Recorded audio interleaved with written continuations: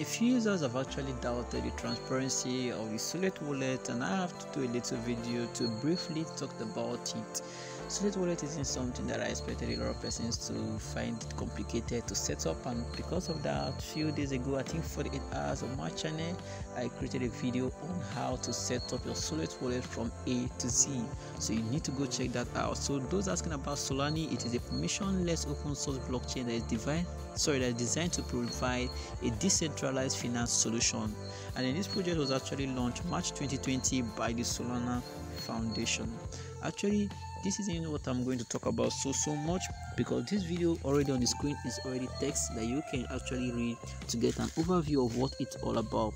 But nonetheless, I'll still have to voice over some of those important text that is crossing across the screen.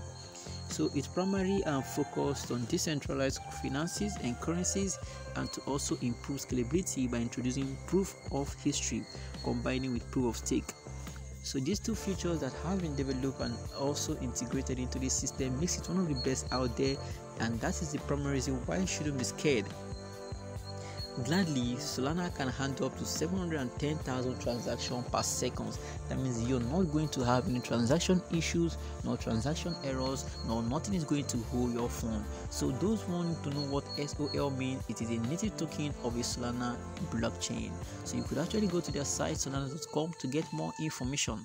Now, Solana supports several different types of wallets, of course, different types of wallet. In fact, when you create the wallet, of course, I also talked about converting from one currency to another, how you could convert from Ethereum to SOL and converting from SOL to Ethereum. So Solid.io is their official website, and it is a non-custodial browser-based web wallet. So it was created by the Project Serum team. Alright, being a client-side browser wallet, you're always required to save your key. So the very first thing you have to do is save your key, because without your key you're going to lose your account, especially if it is funded. But the moment you have your key, everything is safe. So if you're wondering if this wallet is safe, if it's credible, I want you to be fearless. It is actually safe and credible, and you can proceed with them. All you have to do is don't forget to store your passkeys, and then you're required to put your password, which is optional, but I consider that to be mandatory. So make sure when you sign up, you put your password, because that password is an additional security step that is going to help you recover your wallet if anything goes wrong, or is going to help you protect your wallet.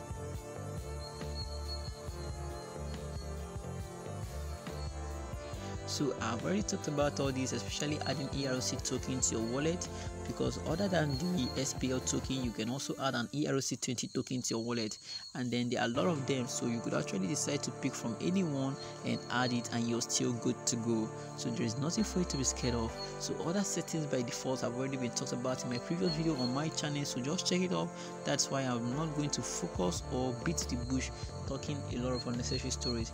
This video is just aimed at letting you know that if you want to proceed with Solid wallet just like Trust Wallet, you can actually do that, and it is the best to store your SOL token and other ERC token.